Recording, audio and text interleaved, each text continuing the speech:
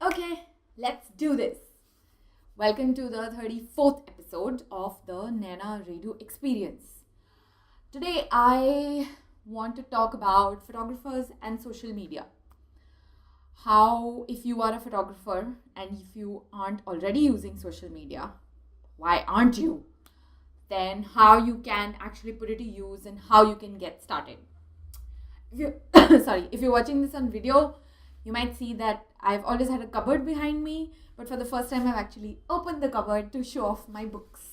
I don't have a lot of books, but I think that's a lot of books because that's most of it's mine, because Bharat has most of his stuff on Kindle. I still haven't graduated to the Kindle, and I don't think I will because I really like paper books.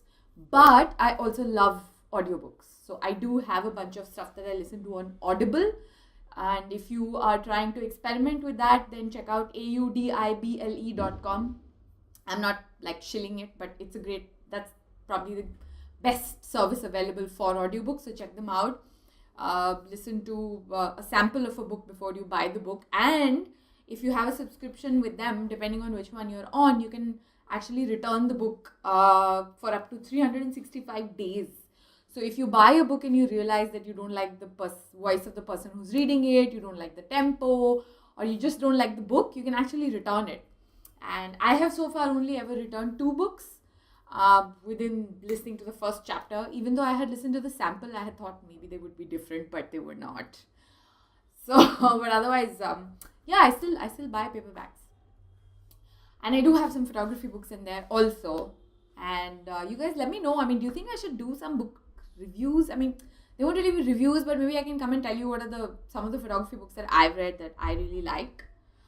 So if you think that that could be something you guys might be interested in, then maybe, I don't know, leave a comment and say that yes, no, maybe. Or if there's anything else, please ask me questions. Oh my god, you guys don't ask me any questions. It's really hard to come up with subjects to talk about. Come on. And it's not even a daily video that I'm doing. I'm not into doing daily vlogs, as they're called.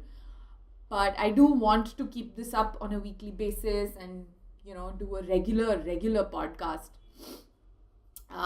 Okay, so back to the subject for our 34th episode today. If you are a photographer, and you might say that these days everyone with a camera is a photographer, and that's true. Everyone with a car is a driver. You drive, so you're a driver. So if you have a phone in your hands and you use it to make photos, you are a photographer. You might not be a professional photographer, a professional photographer would mean someone who makes a living with photography, someone like me, but you are still a photographer, okay?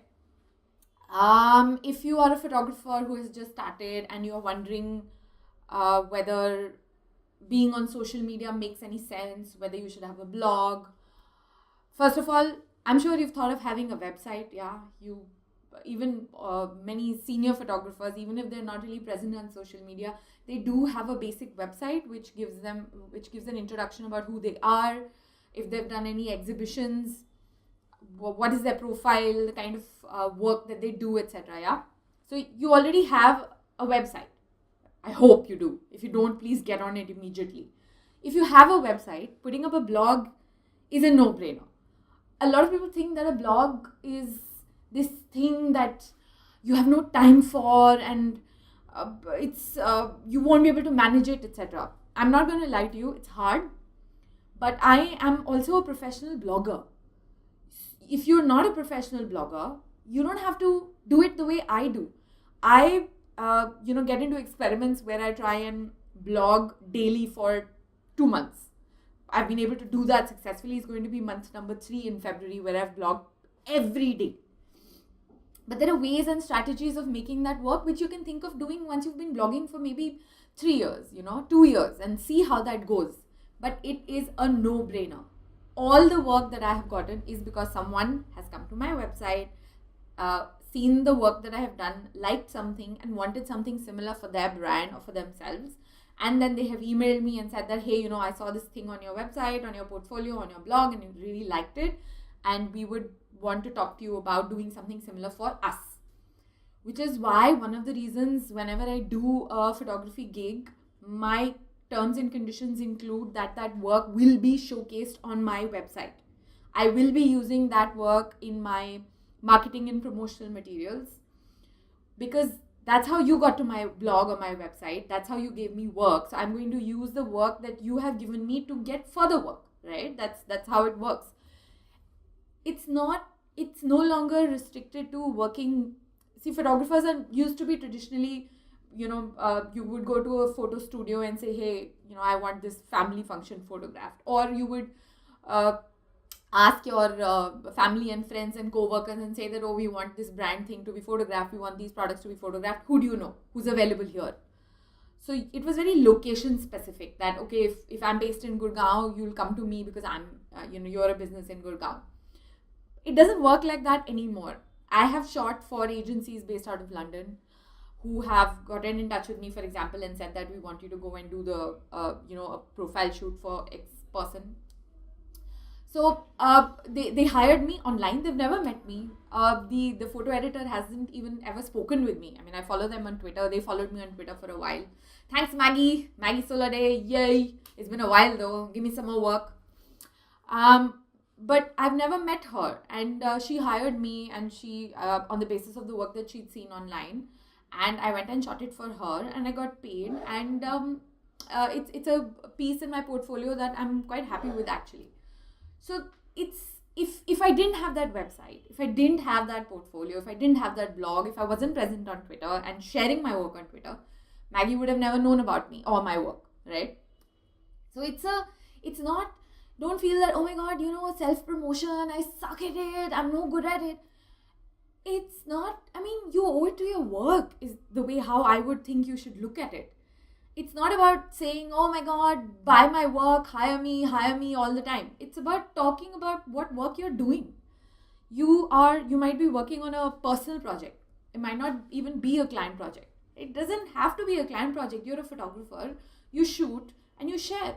So the key elements are shoot, edit and share. Today I'm talking primarily about the share bit. You must share your work. How is anyone ever going to find out about you otherwise? If you are not putting your work out there, I know it can be scary because you might think, oh, I'm going to put my work out, I don't know what kind of responses I'm going to get. What if people don't love my work? What if people don't like my work? My self-confidence will be shot to shit, which anyways creative people like us are burdened with all the time. But it's worth it. Don't take feedback from people who are not photographers unless they put their money where their mouth is and they've worked with you and they know your work or they know some other photographer's work. If they have no idea about photography or how photography works, don't listen to them. But you will get criticism online.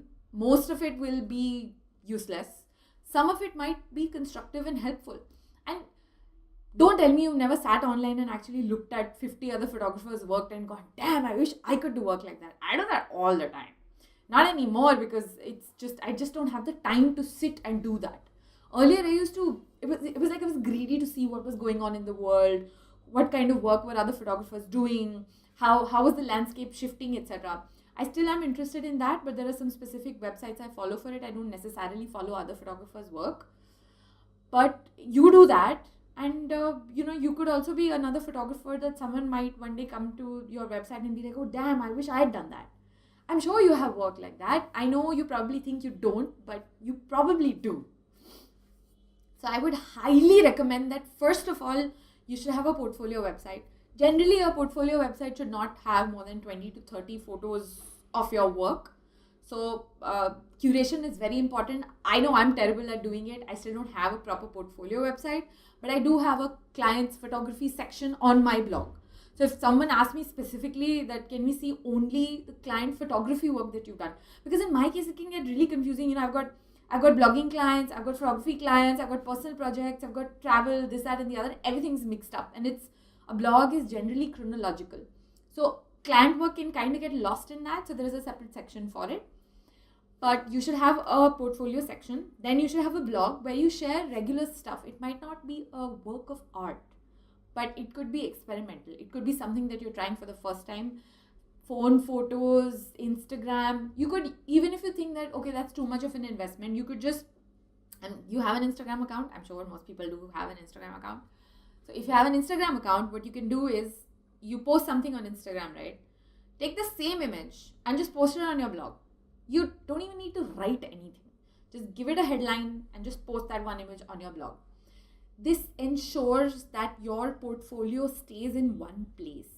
Even if it is something that you have not shot for a client, even if it is something personal or it's an image that you really like, it reflects your thought process. It reflects how you think visually. And good photo editors get that, right? Clients who understand how a photograph can help their brand building efforts, they get that. And if they see a consistency and a similar kind of work that you're doing, and that's the kind of photographer they want, that's it. That's the goal of being online. Apart from learning, which should be a daily thing that you do. But as a photographer, so this is one of the things that you can do. Whatever you post on Instagram, you also post it on your blog, you post it on your Twitter, and you post it on your Facebook. Okay. Now, a lot of people think that maybe you should not caption your photos or you should caption your photos. You can write a short description about what it was, if it was for a client, what is the name of that client, and link to the client's website from your blog. Link to the client's blog, link to the client's social media accounts. If you're posting on Instagram and you've shot for a client, tag that client's Instagram handle. It's really easy to search for brands on Instagram. Tag that client on Twitter. Use their Twitter handle when you write your tweet and you publish that photo.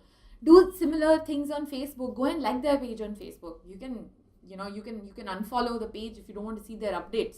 But it's the least you can do. I mean, there's no harm doing that, right? So you need. It's not just about posting that work or sharing that work just on your blog and then assuming that the whole world is going to come to your blog. No one gives a fuck, really. You have to share it. You have to tell them that you have shared it. It's like when you've done a client assignment, right? And if it gets published in a magazine, for whatever reasons, whether the client gave it to the magazine or you gave it to the magazine, you want to tell the client that, look, that's the work that you did with me got featured here, right? It's called a tear sheet. That's old school now. Now you have social media and you must put it to use. You must understand that, okay, Instagram is a very visual platform, but you can also have a longer story that you can write there. Twitter is a little more serious. It's not visual per se, so you can have conversations without posting photos with each of your conversations. But primarily you need to keep coming back to your blog because you cannot showcase everything on the portfolio section. It might not be a photograph that you are even 80% happy with. At the same time, there is something about the photograph that you might want to share with the world, right? So that's why you need a blog section. And it, like I said, just one photo, 4 lines, subject line, tag the client, done. Because you're anyways, putting it on Instagram. You're anyways editing those photos for your client. You're anyways delivering those edited photos to your client. So you get a sign off from them and you say that I will be sharing either, like sometimes, when I shoot for a client, I've got like 200 photographs. Now, I might not share all the 200 photographs on my blog.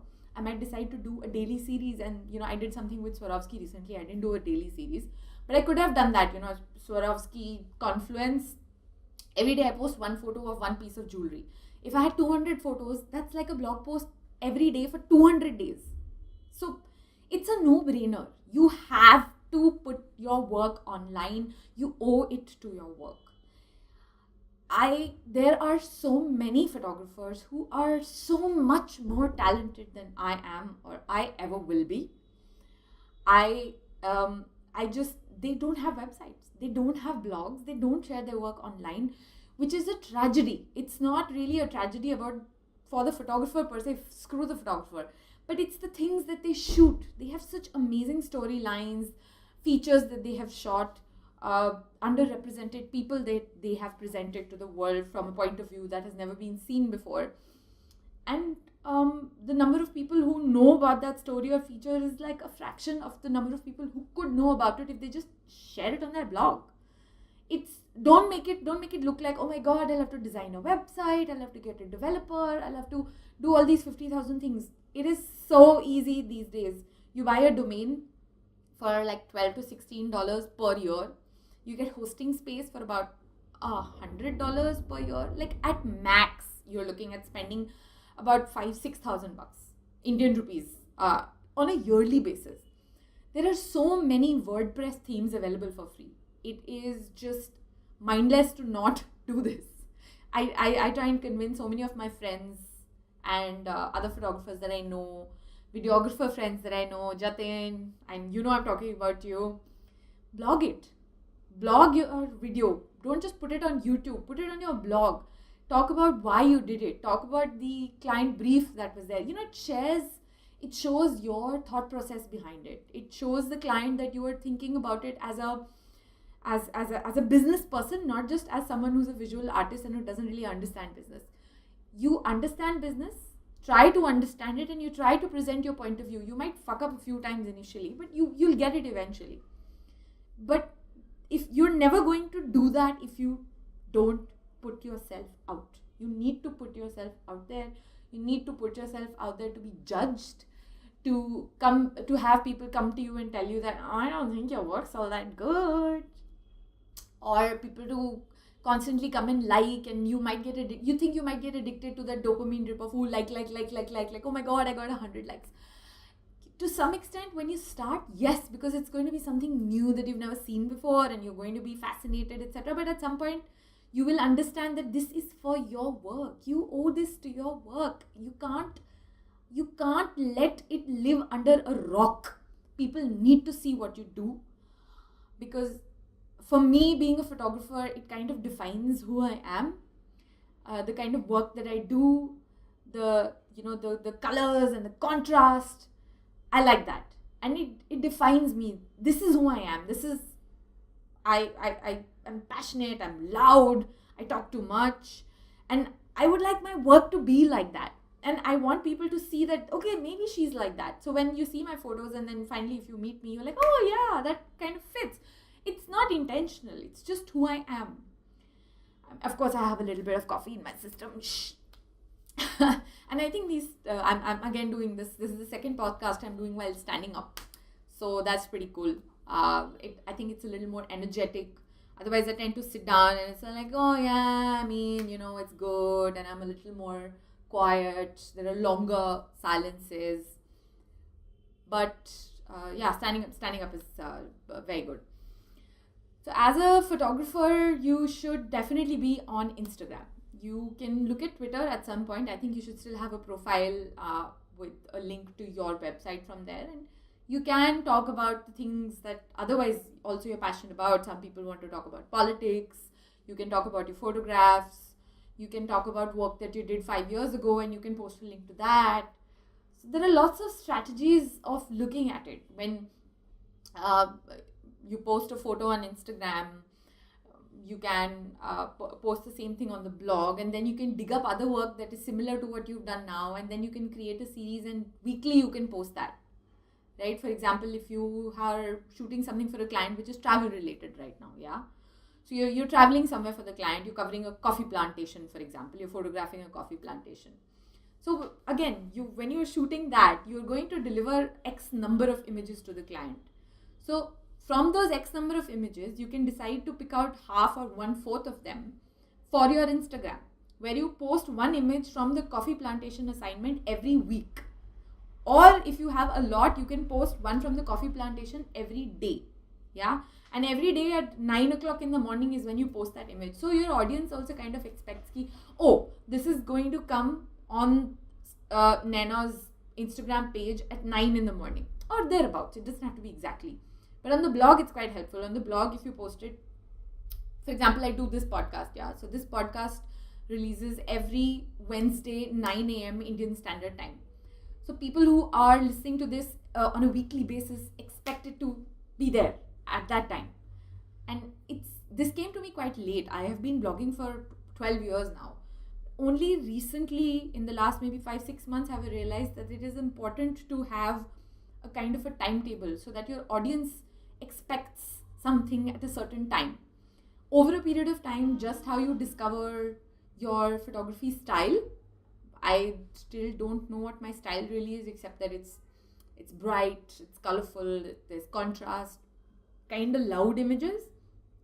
But it takes time for you to develop your style. Similarly, it will take time for you to develop your online style, how you share, the language that you use. You might figure out a timetable or an editorial calendar. But I think the future, it's not the future really, it's here. This is publishing. I am like a media house. I do my photography, I do my own words, I do my own publishing, I do my own editorial calendar, and now I broadcast video and audio. I'm a media house. And I have talked about this in another keynote that I delivered at a So Delhi conference, blogging conference it was, which is where someone in the audience mentioned that each blogger is like a media house. So it can, from the outset, it can seem a little overwhelming because you're like, oh my God, I'll have to do audio, I'll have to do video, I'll have to do photos, I'll have to do Instagram, Twitter, blog, portfolio, website. But here's the thing. If you don't have good photography work to start with, none of this matters. If your work is terrible, and if you're used to your family telling you, oh, we love your work, you'll be fine, you'll do well, this is nice, this is excellent, etc. When you come online, people will tell you, you will get a better sense of what your work is like. You will get told that this looks like you've copied it from somewhere, that looks boring, that is too dark, whatever. You will get this kind of feedback and you will be forced to think about these things. I would suggest that you don't look at all this feedback and likes as a personal attack or a personal appreciation.